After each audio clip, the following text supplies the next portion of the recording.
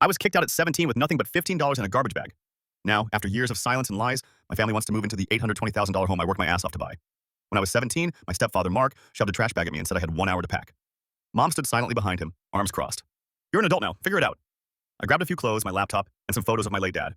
When I asked about the college fund, the money my real father left me, Mark just laughed. "That money kept a roof over your head all these years. Consider us even." I left with $15, a trash bag, and my best friend's couch.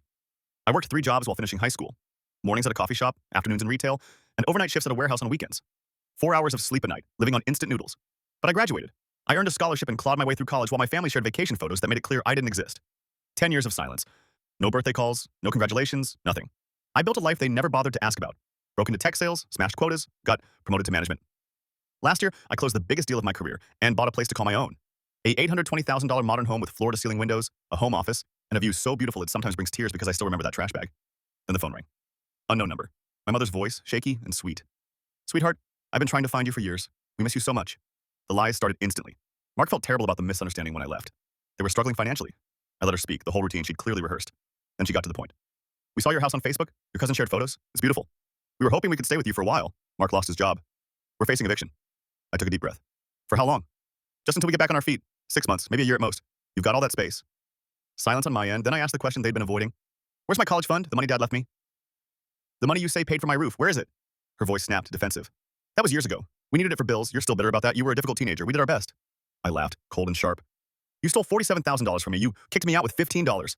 And now you want to live in the house I bought with money I earned working 3 jobs because you robbed me." She tried guilt next. "Family forgives. We're desperate. Your stepbrothers need stability." I scoffed. "I needed stability at 17. I needed my college fund. I needed parents. You gave me a trash bag." Mark grabbed the phone. "Listen here, you ungrateful little punk. After everything your mom and I did for you from day one, you did nothing for me. You stole from me and then threw me away. Now you're facing consequences and suddenly we're family again." His voice turned threatening. "We'll show up anyway. You can't stop us." I smiled. "Actually, I can. I've already sent eviction notices and your current addresses to my attorney. If you come within 100 feet of my property, you'll be arrested for trespassing. And about that college fund, my lawyer's filing a civil suit. With interest, you owe me $67,000. The line went dead. They tried calling 16 more times. I blocked them all. Then the messages from relatives I hadn't heard from in a decade started. "You're tearing this family apart. How can you be so cruel? They're desperate." I posted one reply in the family group chat. "I was desperate at 17 with $15 in a trash bag. Not one of you helped. Now I have a home I built myself, and you're not welcome in it. Don't contact me again." Last week, I received a letter from their lawyer threatening legal action. My attorney laughed and sent back our countersuit with documented proof of the stolen college fund.